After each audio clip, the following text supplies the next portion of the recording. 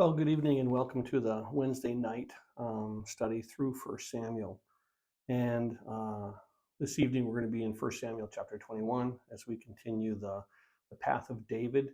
Last week we left him off where he was beginning his wilderness journeys, and now we begin to see just where David is. And so as David's walking through, you see where he has a forsaking of his fear or the forsaking of his faith because of the fear that he's been going through, and just the fear of Saul and fleeing. So again, let's just bow our hearts and then we'll look at the word. Father, we're so grateful for just this passage. We're so grateful for who you are and how you work in our hearts. And Lord, as we see these failures in the life of David, Father, we recognize that we too are but flesh. We too have weaknesses and we too have fears, and so often we can allow those fears to overcome, and our faith is forsaken, and we no longer trust in you, but we seek to do what we can in our own wisdom and our own understanding. And so we do ask, Lord, that through your Spirit, through your word, that you would grant us, Lord, your children, just that ability to recognize when fear is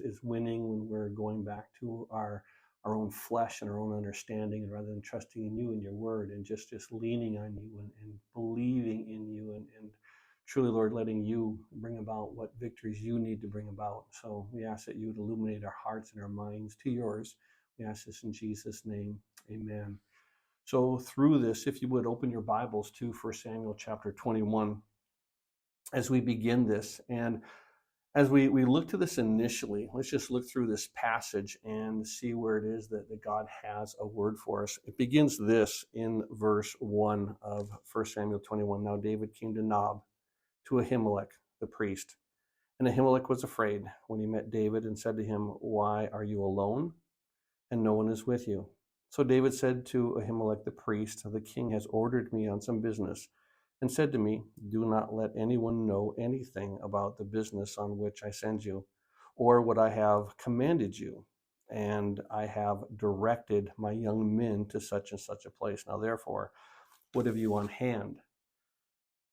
Give me 5 loaves of bread in my hand, or whatever can be found.' And the priest answered David and said that there is no common bread on hand, but there is holy bread, if the young men have at least kept themselves from women." And David answered the priest and said to him, "Truly, women have been kept from us about 3 days since I came out, and the vessels of the young men are holy, and the bread is in effect common, even though it was consecrated in the vessel this day." So the priest gave him the holy bread, for there was no bread there but the showbread, which had been taken from before the Lord, in order to put hot bread in its place on the day when it was taken away. At this point, we look to what's happening here with David, and we begin to see that initially that David comes to this place called Nob, and David came to Nob, to Ahimelech, the priest. As he comes to Nob, keep in mind that we know, just with the maps and everything, the Nob is about 2 miles to the east and to the west of Jerusalem. And where David was just prior in chapter 20, remember back in verse 42, it simply opened up. So at the very end of that passage, where it makes this statement, where it says, "May the Lord be between you and me, and between your descendants and my descendants forever." So he arose and departed, and Jonathan went into the city. We see that David himself, he departs and he goes into the wilderness. Jonathan, he goes back to Gibeah. And Gibeah itself, according to the map, if you just punch up Google Maps, is about 3.7 miles away from Jerusalem. So keep in mind that David has traveled about 2 miles to the south of where he was in Gibeah. And as he was there in Gibeah, now he has another 2 miles to go. If he goes to the south and to the east, he goes to Jerusalem. So he's only traveled about 2 miles before he came to Nob. And as he comes to the Nob, recognize that there's a passage in 2 Samuel chapter 22. And in verse 19, it says, also Nob, the city of the priest, he struck with the edge of the sword, both men and women. So as Doeg goes and he wipes out the city of Nob for giving David the showbread, and he gives him the sword of Goliath, as we're about to see, that it talks about Nob and it calls Nob the city of priests. So the priests themselves, they serve in the temple, but they have a residence where many of the priests actually stay in Nob. So it was just simply called the city of the priest. And David, in the chapters previously, back in chapter 19, remember when he had that issue with Saul, he went to Samuel. And Samuel was there with the prophets, and they were prophesying. Well, David doesn't go back to Samuel and doesn't tell Samuel the issue. This time he goes to the priest. He goes to Ahimelech. And as he goes to the priest, he simply comes to him, and the priest is a little bit nervous as David comes. And so David is by himself. He's in haste. Keep in mind that he's already been hiding out in the wilderness for about 3 days, waiting on Jonathan to come back with news about where Saul is. And, David has been crying, he's been weeping. And so David doesn't look, great in what he is. He's been 3 days without a shower. He's been crying. He's just kind of a hot mess. But yet at this point, he comes to Ahimelech. And as Ahimelech sees him, he's a little bit afraid. He's trying to figure out what it is that's going on. And so it's interesting that where David is at this point is he begins to take the situation into his own hands. He begins to use his own wisdom. He begins to say, what do I see? What do I know? And what can I do? And so through this area, what David does is he comes now to Nob as he's traveling south. He's about 2 miles away from the journey where he started. As he comes, he now sees the priest. And as he comes to the priest, David asks Ahimelech, and so he says, as Ahimelech is kind of worried about what's going on, says, why are you alone? And no one is with you. So David had been a captain of armies, and so he anticipated David being with people. At this point, David's alone. He's looking kind of ragged. And as David comes to this place, what David does is this, very uniquely, that he isn't leaving this situation that he's in God's hand. Initially, he went to Samuel, and God just took care of it. He humbled Saul. He made Saul strip himself of his kingly garments. And he also made Saul just sit down and worship the Lord. So he did that for a day and night as he was laying prostrate before God. And David was able to leave. David was able to, not be killed as Saul had gone there to kill him. So through this area, I want you to see what begins to happen is when David comes and the priest asks him simply why he's alone, rather than being open, rather than being honest, David, he lies. And it's interesting that what begins to happen is through these lies, he's trying to take the situation. He's trying to figure out what he can do. He's trying to do it in his own strength. He's trying to do it in his own power.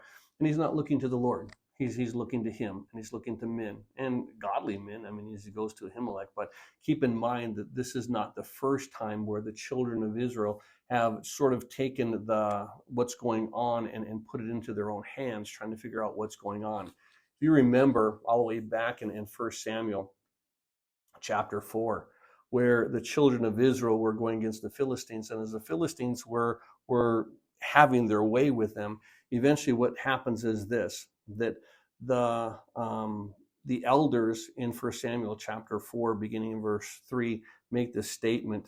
So the elder said, why has the Lord defeated us this day before the Philistines? Let us bring the ark of the covenant of the Lord to Shiloh to us, that when it comes among us, it may save us from the hand of our enemies. And so we see that there is this understanding where the children of Israel recognize, let's put it into our own hands. Let's do what we do. Let's just get the ark and let's come here and let's understand what we can do as far as our own victory, so we know what to do. Let's bring the ark. Let's take care of it. Well, there's also that passage in 1 Samuel chapter 13. And in 1 Samuel chapter 13, we make note of it where all of a sudden, Saul himself comes to the point where he's trying to figure out what's going on. And so what happens is this. It makes this statement about Saul when he had waited 7 days, according to the time set by Samuel. But Samuel did not come to Gilgal, and the people were scattered from him. And so Saul said,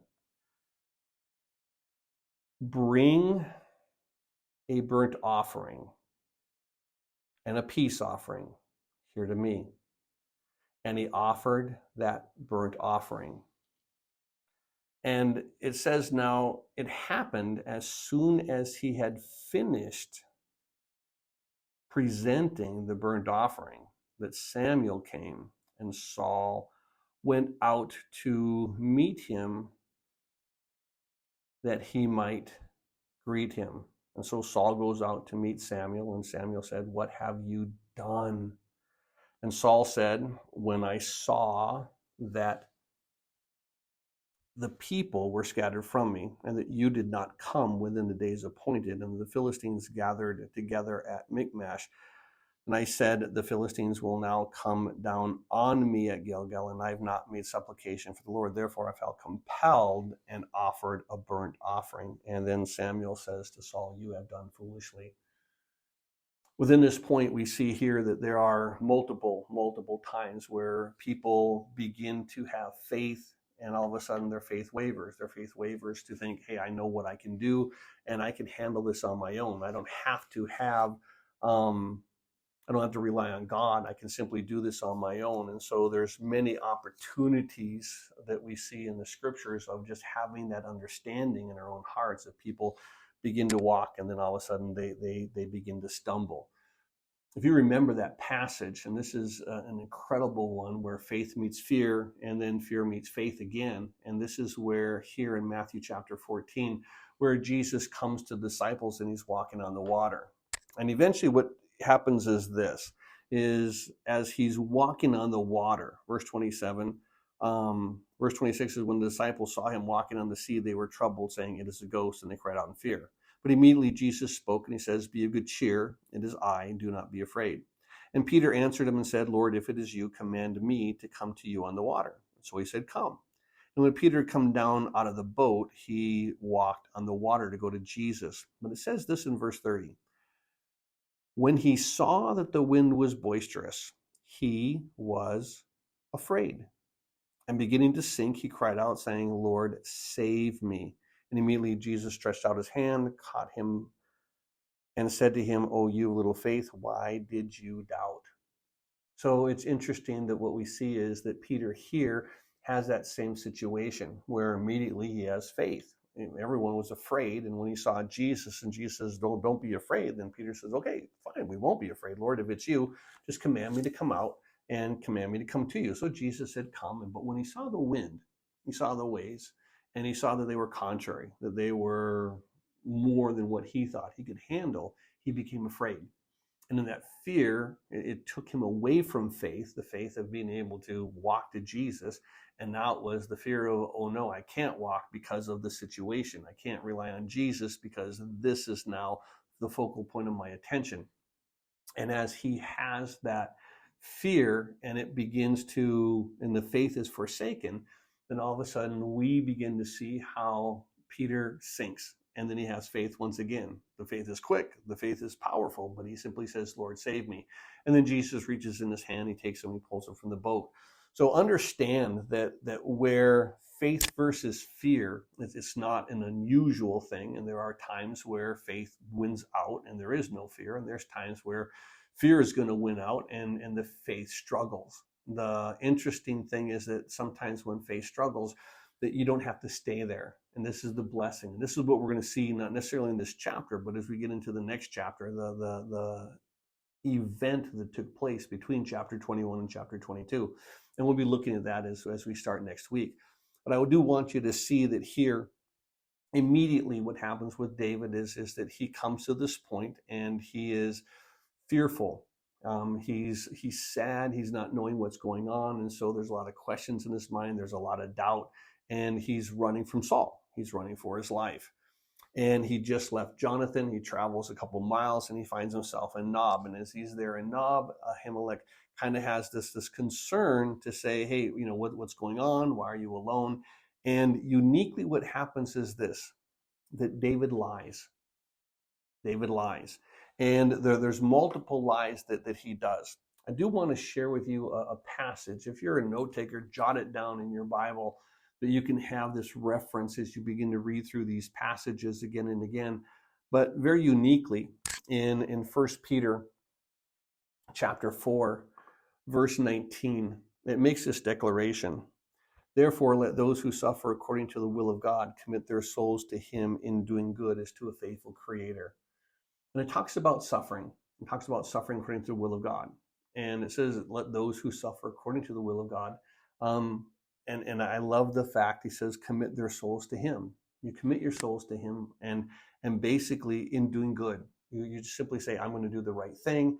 And because God, you've been faithful and I want to be faithful to you. So through the situations that although we do have those times where it is a struggle and we don't know what's going on, the important thing is stay faithful, stay true to what you know to be true. And David doesn't. He, in his fear, he begins to now is concerned that here Ahimelech is afraid, so he's trying to calm him, but he can't calm him with the truth, so he's going to simply calm him with lies.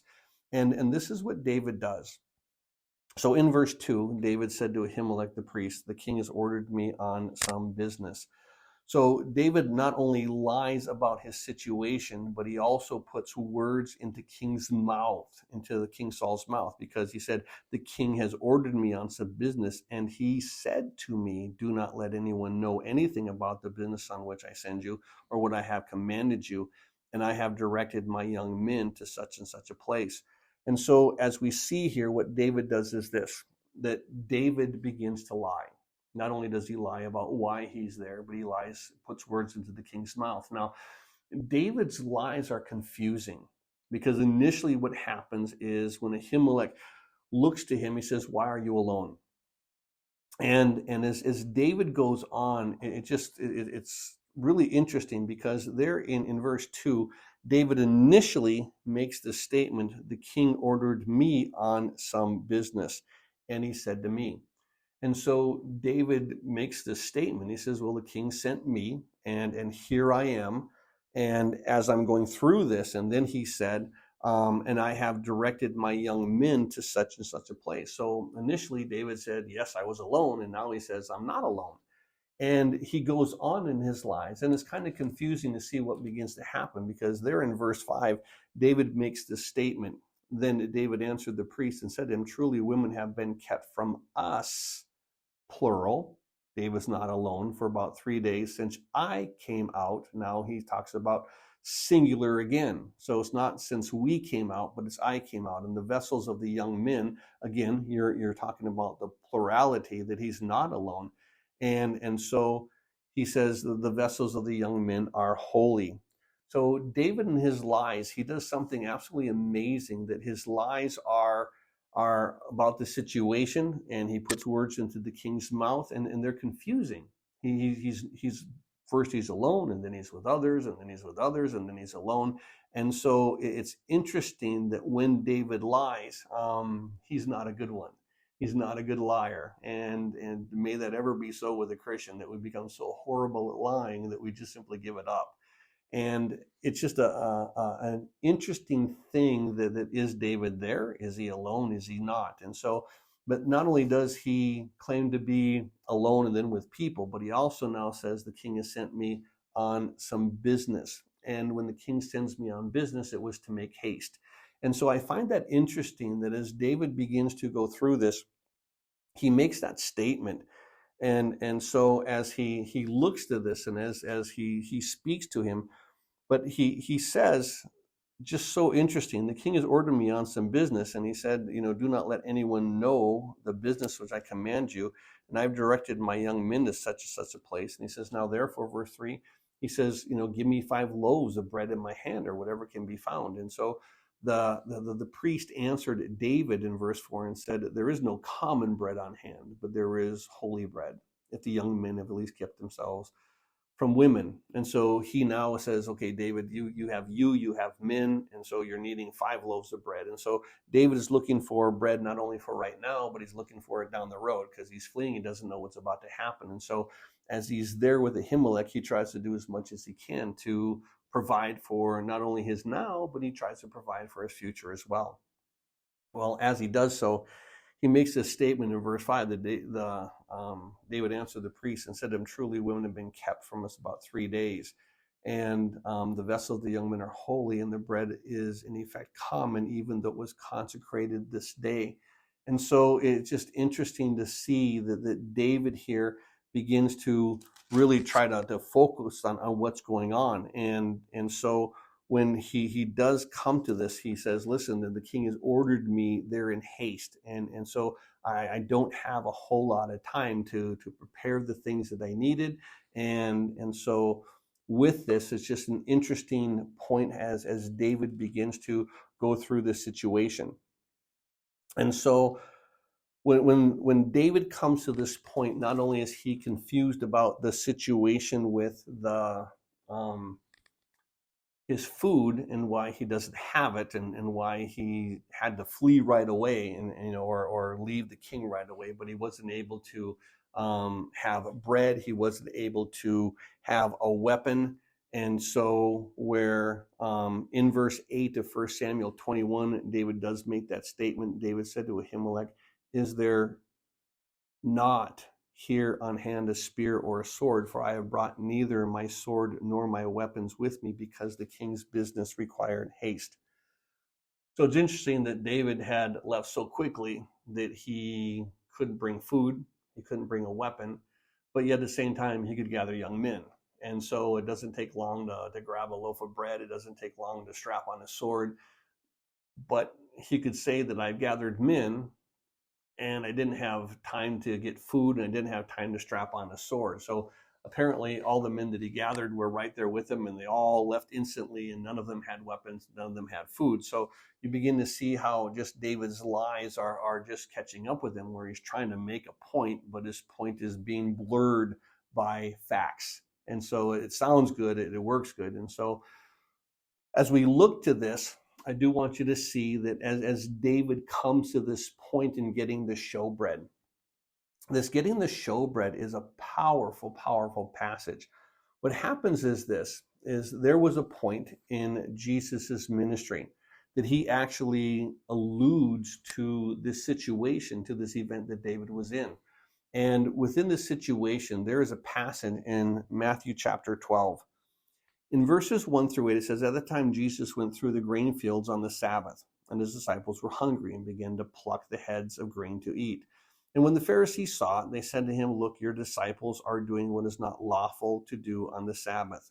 But he said to them, have you not read what David did when he was hungry, and he and those who were with him, how he entered the house of God and ate the showbread, which was not lawful for him to eat, nor for those who were with him, but only for the priest? Or have you not read in the law that on the Sabbath the priest in the temple profane the Sabbath? In other words, they do work on the Sabbath, and he says, and are blameless. Yet I say to you, in this place there is one greater than the temple. But if you had known what it means, I desire mercy and not sacrifice, you would have not condemned the guiltless, for the Son of Man is Lord even of the Sabbath. And as we see here, that the religious leaders were really beginning to belittle Jesus's disciples as they went on the grain field. And so what's happening is this: they were saying that they were eating with unclean hands. It didn't mean they were dirty physically, but they were dirty ceremonially. So within the ceremony of cleansing your hand ceremonially, that there is a washing from the elbows on down and then from the fingers on up. And so you have to cleanse everything, and then you are ceremonially clean. And so they're worried about their traditions. They're worried about everything else. And so they're blaming the disciples, not because they're breaking the law, but because they're breaking their traditions. And so Jesus clarifies. So what happens is this: is the showbread Um, it wasn't ordered specifically that only the Levites could eat it, but that the Levites should eat it. And that it was bread that was sanctified over to the Lord. And that as it was given to the Lord, that we begin to see that God says, this is mine. And so this is my representative of the children of Israel, and it's before me, so it's consecrated. So it can't be regarded as something that's holy. So whenever something was given over to God, it should be considered holy. And so what David does is he says, okay, here I am. And of course, I have men with me, and we're all going to partake of this bread. And so that's as much as Ahimelech knows. And so the priest simply says, well, it's consecrated bread. You guys got to at least have consecrated yourselves, and so you can't have given yourselves over to things carnally. And David lets him know, yeah, we're good with that. We have done that. And of course, David, he hasn't been with anybody for 3 days. He's been hiding out in the woods waiting for Jonathan. And so through that, we look to this and we see that here David gets the showbread.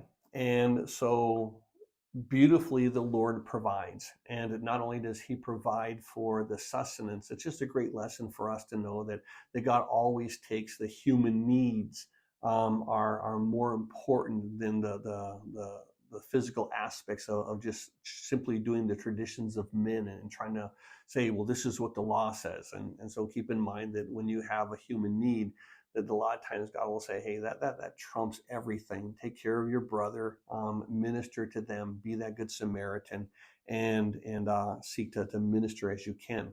So through this, we see that David comes to this point, and as he's been there in the waiting on Jonathan, he hasn't gone to the feast back in the last chapter. At this point, we see that here David is hungry. He comes to Nob, he comes to Ahimelech, and he asks for bread. And of course, God provides for him. And I love the fact that even though David isn't honest, that David is lying, that God still simply says, listen, you're doing it all the wrong way, but I'm still good. Even though you're not, I'm still a provider and I'm still a good God, and I still love you and I have a plan for you. And keep in mind that this lack of faith is going to be a temporary thing, as we're going to see at the beginning of the next chapter. But as he goes into this downfall, as he goes into this place of forsaking his faith, because the fear simply overwhelms him. As the fear does so, God simply says, do not be afraid. Well, why does he say do not be afraid? The reason he says do not be afraid is because many times we're afraid, and the fear begins to conquer us. The fear begins to go above us. And so beautifully, God constantly says, I know your weaknesses. I know you are flesh. You're but dust, but don't worry.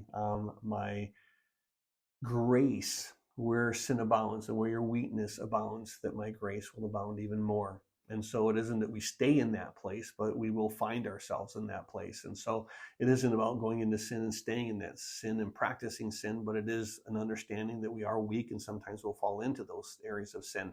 So when that happened, it was just this beautiful understanding of this passage where David here receives this bread. Well, after he receives the bread, then we begin to see almost a parenthesis. There in verse 7, it makes a statement. Now, a certain man of the servants of Saul was there that day. So, whatever reason, he was there in Nob, and he was detained before the Lord. And his name was Doeg, an Edomite, the chief of the herdsmen who belonged to Saul. Now, we see that this Doeg was there, and he had to, for some reason, go before the priest. He was detained before the Lord. There was something that he needed to do to either become ceremonially clean, or he needed to do something before the priest. We don't know what it was, but for whatever reason, he was delayed. So he was there in Nob, and he was waiting on whatever ministry would be done, whatever he needed that the priest to do to him. So that it simply says that he was waiting on the Lord. Well, while he was there, Doeg sees this whole thing. Now, it's interesting that Doeg is an Edomite. Now, there's a passage that you should be aware of, actually found in Genesis chapter 36. 2 verses I want to read to you. And the first one is this. In Genesis chapter 36, beginning in verse 1, it says, this is the genealogy of Esau, who is Edom. And then it says this. There in verse 9, it says, and this is the genealogy of Esau, the father of the Edomites in Mount Seir. So we know that the Edomites are descendants from Esau. Esau, of course, is the twin brother of Jacob. And so you have Jacob and you have Esau. So in other words, the Edomites are family in a sense, like cousins, but they are family to the children of Israel. But the Edomites were an interesting group of people. And so what they did to Israel was something that God says, we're going to have to judge you for. And eventually God is going to say through Balaam that, hey, listen, Israel's going to have Edom. But at this point, I want you to see that there's a passage in Numbers chapter 20, beginning in verse 14, says, now Moses sent messengers from Kadesh to the king of Edom. Thus says your brother Israel, we're descendants of the two twins. You know all the hardships that have befallen us and how our fathers went down to Egypt, and we dwelt in Egypt a long time, and the Egyptians afflicted us and our fathers. And we cried out to the Lord, and he heard the voice and sent the angel and brought us up out of Egypt. Now here we are in Kadesh, a city at the edge of your border. Please let us pass through your country. We will not pass through the fields or vineyards, nor will we drink water from wells. We will go along the king's highway. We will not turn aside to the right hand or to the left until we pass through your territory. Then Edom said to him, so in other words, we're going to go right on through. We're not going to go anywhere. We're not going to stop. We're going to eat your food. We're not going to drink your well. So we're going to take nothing from you. All we want to do is pass through your territory.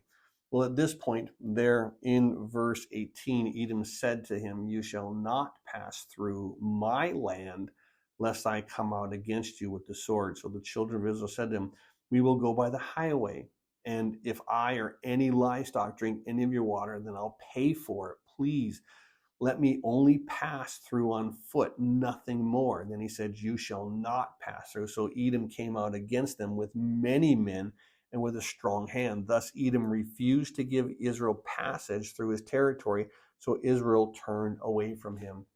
And we see that here, that what Edom should have done is they should have been the good neighbor. Remember there, the Samaritan, the good Samaritan, that all these people, the priest, the Levite, they saw someone who was in need. And radically, when they saw the need, they didn't stop. They didn't help. They simply moved to the side of the road and they continued on. And the same thing with Edom when Israel was in need. They chose not to help. They chose to say simply, you can't come here. You can't, we're not going to help you out. We're going to reject you. Go on your way. And so through that, we begin to see that here, this is where Edom is. And Doeg is an Edomite. And we'll see that as an Edomite, he doesn't have a real understanding or a fear of the Lord. Now, he was there. He was detained before the Lord. And so some way or another, he was either becoming a proselyte, and so he was there, the chief of Saul's herdsmen. But at this point, we're going to see that when it comes to the next chapter, that Doeg doesn't have a fear of the Lord, because eventually when the word through Doeg comes to Saul, Saul recognizes what Ahimelech did, and then what Saul wants is, he said, I want these priests along with Ahimelech killed. And none of the people of Saul will do that. However, although the people who are with Saul won't do that, Doeg the Edomite chooses to do so. And then he takes and he kills everyone there at Nob with the edge of the sword. And amazingly, he kills not only men, but the women, but infant and the livestock. It was the same thing that he should have done earlier, but he chose not to. And so absolutely incredibly, where Saul refused the command of the Lord to wipe out a people, now he simply goes and chooses to wipe out the priests. And so it's just a unique, interesting point of reference where we see that here it refers to Doeg, the Edomite. And so he doesn't have a heart for the Lord. He doesn't have a fear of God. He doesn't have a fear of the priests. And so this is what we see begins to take place here in verse 7. So it gives you a parentheses. And the parentheses is necessary because in the next chapter, we begin to see that Doeg has his information. He passes it on to Saul. So through this information, we now see that David is here. Doeg is there being delayed, and David sees Doeg, knows of him, And he also knows that there's maybe an issue with Doeg. And there in chapter 22, it actually makes a statement where in verse 22 of chapter 22, David said to Abiathar, I knew that day when Doeg the Edomite was there that he would surely tell Saul, and I've caused the death of all the persons of your father's house. And so within the destruction that we begin to see that here, so incredible that all of the priests begin to suffer. All the priests die. All the children die. All the livestock die. And yet Saul would not do that to Ahimelech when God says, you need to wipe out Ahimelech. You need to wipe out the Amalekites. You need to just take them out. And so with one, he's disobedient. Another, he doesn't even get the word. So he fails to do that with the enemies of God, but he chooses to do that with those who are serving God. And so through that, we now move on to verse 8. And here in our text in 1 Samuel chapter 20, verse 8, it makes a statement where, or chapter 21, verse 8, it makes this statement. He says, and David said to Ahimelech, is there not here on hand a spear or a sword? For I have brought neither my sword nor my weapons with me, because the king's business required haste. So the priest said, the sword of Goliath, the Philistine, whom you killed in the valley of Elah, there it is, wrapped in a cloth behind the ephod. If you will take that, take it, for there is no other except that one here. And David said, there is none like it, give it to me. And David arose and he fled that day from before Saul. At this point, what we see is David here, he now wants to say, okay, I need a physical weapon. I need something to protect myself. And so he asks Ahimelech the priest, he says, do you have weapons here in Nob? Do you have anything that I can, use to protect myself? Do you have anything I can use to defend, or, that I'm going to need protection somewhere? And so amazingly, what he does is he says, there is the sword of Goliath, and it's wrapped. He says it's the same sword that you had taken from Goliath. And so remember that passage back in chapter 17 of 1 Samuel. I just want to read to you a couple of verses of just where this passage is, and it's just incredible to see what begins to happen through this passage is this. That in verse 45 and in verse 46, David said to the Philistine, you come to me with a sword and a spear and a javelin, but I come to you in the name of the Lord of hosts, the God of the armies of Israel, whom you have defiled. This day the Lord will deliver you into my hand, for I will strike you and take your head from you, and this day I will give the carcasses of the camp of the Philistines to the birds of the air. At this point, we see that in chapter 17, that Goliath, his weapon is the sword, his weapon is the spear. Now, David does have a sling, David does have stones, but in all honesty, David's weapon was spiritual, and it wasn't carnal. And you think about this, when we're here in chapter 21, and Ahimelech says, here's a sword, the sword that belonged to Goliath. The question that I would have for you is twofold. Is one, what good did that sword of Goliath do for its owner there in chapter 17? And the answer is, it didn't do him any good. The next question is this: what good did the faith of David in his God, that God would deliver him and God would protect him, what good did that do for David? And of course, we see that it did everything it needed to do for David. And so as we look to this, I just think it's an important thing that here, what David seeks to do is he tries to grab this physical weapon, and he doesn't grab onto the spiritual weapon. And so the physical weapon, the sword, is what he's holding on to. The spiritual weapon is the faith, is what is forsaken at this time.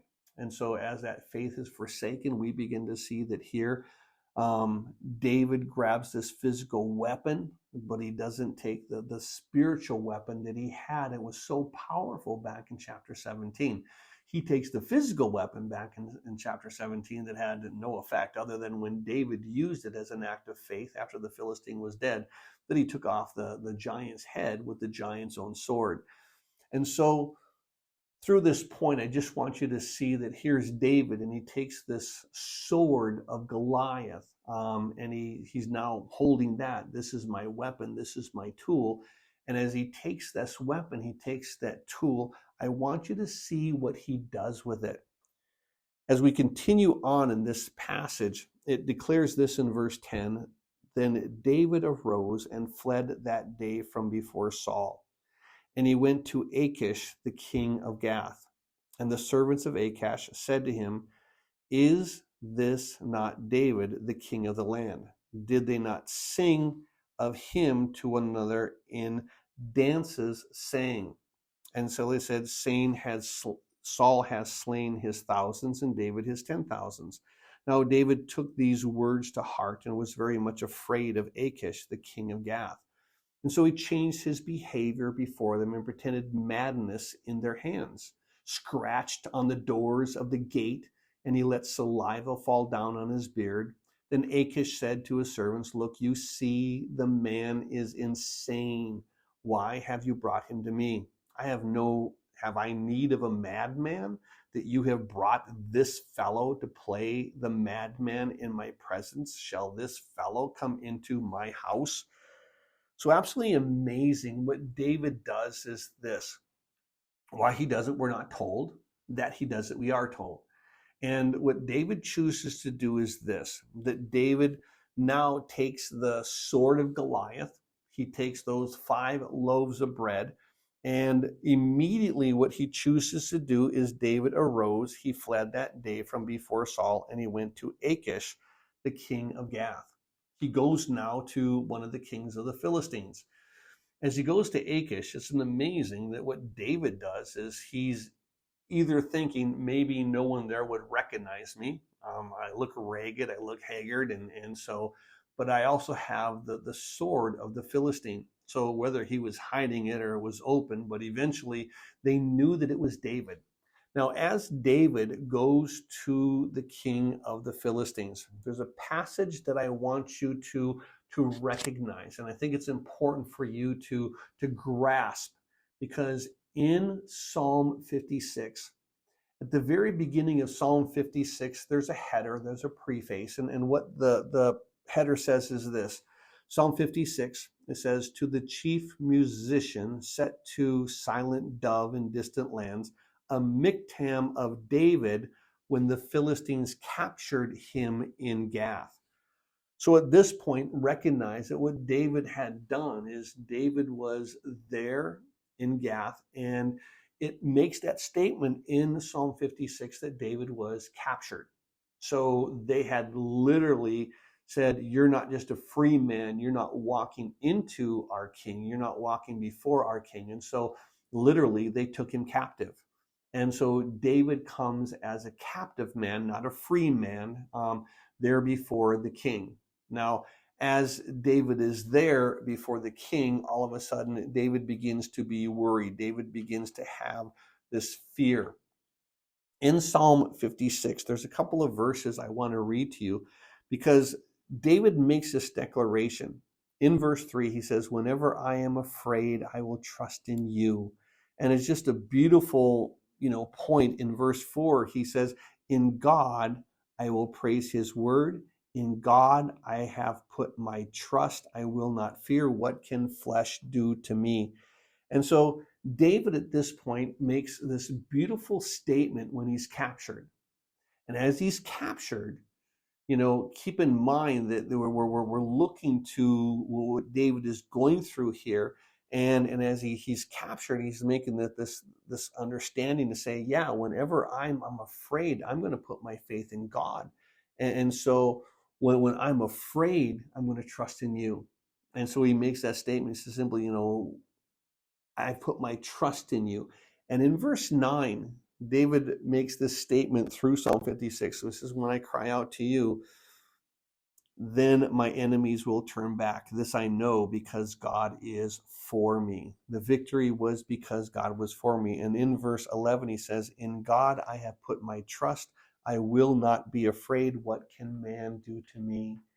How beautiful it is that David comes to this point when he's captured and he's there before the king of the Philistines. And as he's there before the king of Gath, whether he was just trying to be a guy around the city, whether he was trying to be a homeless guy around the city, eventually they recognized who he was.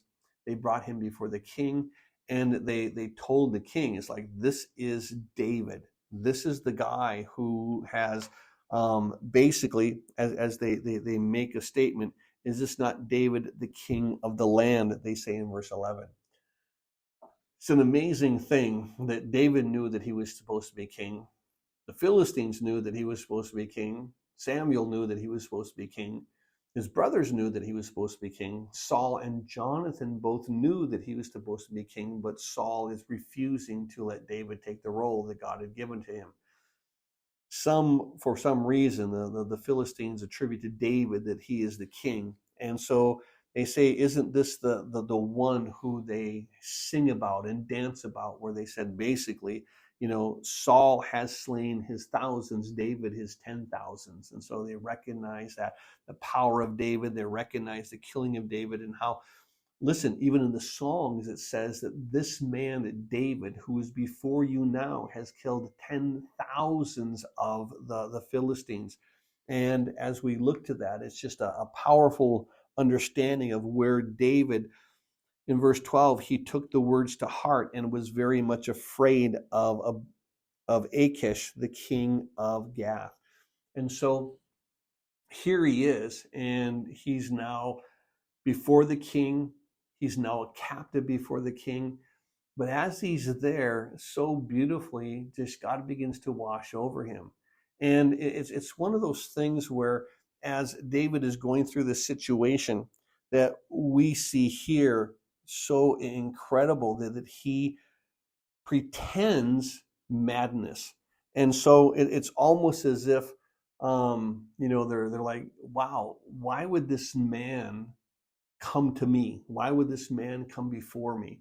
And so what David does is it's a crazy thing. He's like, are you nuts to go before the king of the Philistines? You've had victory over them again and again, and you've taken 200 of the foreskins of the Philistines for a dowry to your wife, to Michal, and all this stuff is going on, and yet David now pretends to be crazy.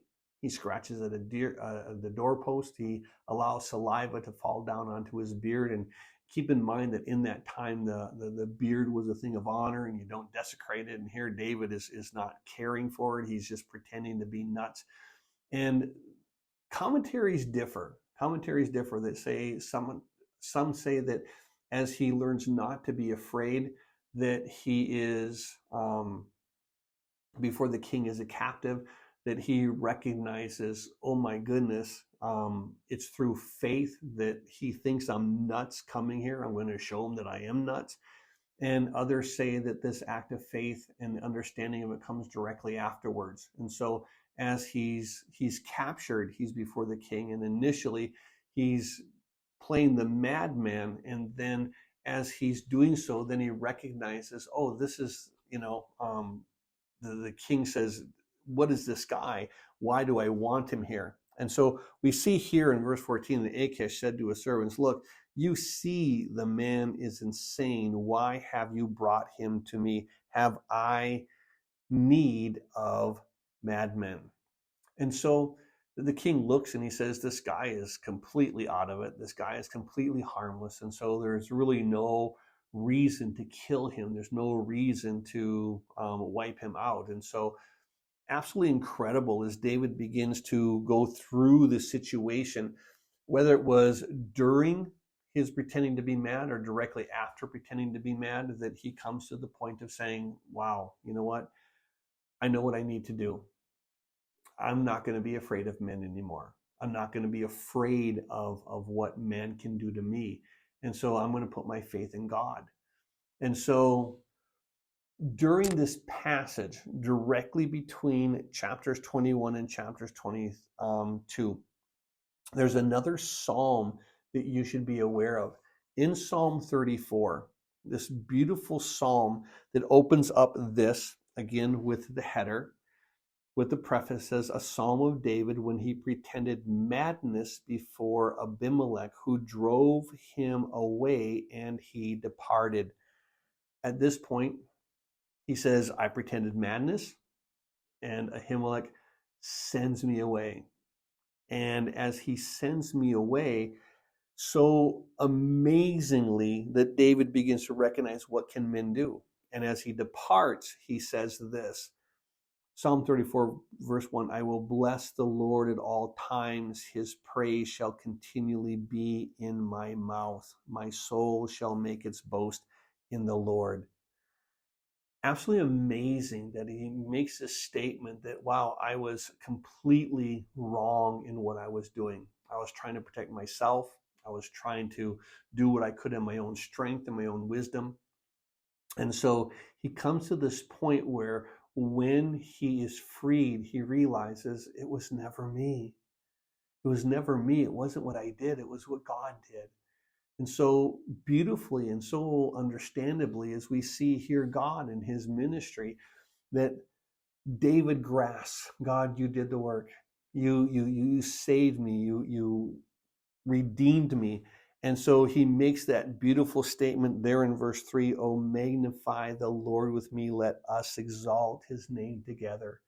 He wants everyone who reads this psalm to know that when he was captured and then he was playing like he was crazy, and that he was then cast away and he departed. He wants everyone to know, this wasn't me. This God didn't use my wisdom. God didn't use my craziness. God himself was sovereign, and God himself released me. It was God. It wasn't me. It wasn't my idea. It was who God was. And it's important to recognize that. And so as he comes, he says in verse 4, I sought the Lord and he heard me and he delivered me from all my fears. And in verse 8, oh, taste and see that the Lord is good. Blessed is the man who trusts in him. So amazingly that as David comes through this situation, he recognizes, God, this is you. This is your heart. And there's nothing that I can physically do to try to have the victory. There's nothing I can physically do to grasp what's going on, but I do trust you. And so I love the fact that what David does is he, for whatever reason, goes to Gath. For whatever reason, takes the sword of Goliath to Gath. And they recognize him, bring him before the king. But then he's released. And God in his sovereignty frees David, and without any harm, without any issues, other than maybe his pride, but he has no true harm. And so it begins this, as the king simply says in verse 15, have I need of a madman that you've brought this fellow to play the madman in my presence? Shall this fellow come into my house? One of a couple things. Either the king may think, this guy's not David. This isn't the David that I know. This isn't the David that I heard of. This is a guy who, keep in mind that David has been ragged. He's been in the field for 3 days. He's, been crying. He's been weeping there with Jonathan. He goes and he's there before the priest. He's finally has some food to eat. He winds up there in Gath, and why he's trying to hide out in enemy territory is because he doesn't think there's any safe places there in Israel territory. But he's thinking, maybe I can hide here. But he's recognized by the soldiers, or the sword is recognized, and he's brought before the king. The king, whatever reason, either doesn't believe that this is David, or he doesn't believe that David is going to be any harm to him. So he simply releases him. And as he gets released, David recognizes, God, this is your hand. I see your hand. I know your hand. I confess it's your hand, and I confess it's your goodness.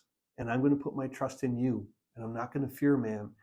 And this is going to be a powerful thing as we get into the next chapter, because immediately into the next chapter, we begin to see something amazing, that David, while he's in this fear, is terrified and alone. And in verse 1 of chapter 22, David therefore departed from there and escaped to the cave of Adullam. So when his brothers and his father's house heard it, they went down to him, and everyone who was in distress, everyone who was in debt, everyone who was discontented, gathered to him. So he became captain over them, and there were about 400 men with him. You realize that once David put his faith back in the Lord, once he realized that men can't do anything, and he began to walk as the king that God had made him into, not as a fool, not as a jester, but as the king. As he began to walk as that king and put his faith back in God and say, what can men do to me? At that point, we begin to see that God began to surround David with men who needed that assurance of faith, that assurance of God and his power. And so those who were in debt, those who were in distress, those who were discontented, those who weren't happy now were drawn to David. And as they were drawn to David, I do believe they were drawn to God. And so we begin to see that these men who were in debt and in distress and discontented later on become David's mighty men. They become giant slayers and they become incredible warriors. They follow David. And so rather than playing the madmen and being continued to be lesser men, they now grow from lesser men who are in debt and distress and discontented into mighty warriors. And may that be a lesson to us as trials come and issues begin to face, that we say either we're going to do them ourselves or we're going to trust in God, that God, you're going to be the one to watch over us. What can men do? What can the situation do? I'm not going to look to the situation. I'm going to look to you. I'm going to look to your faithfulness. I'm going to look to your goodness. I'm going to look to your power. And when you do that, when you come back to faith, and all of a sudden, then it's no longer where you're forsaking faith for fear, but it's faith conquering fear, and it's overcoming the fear. And may that be where we are as God's people. Father, we're so grateful for this word and for your heart. We are asking that you would illuminate us to this truth.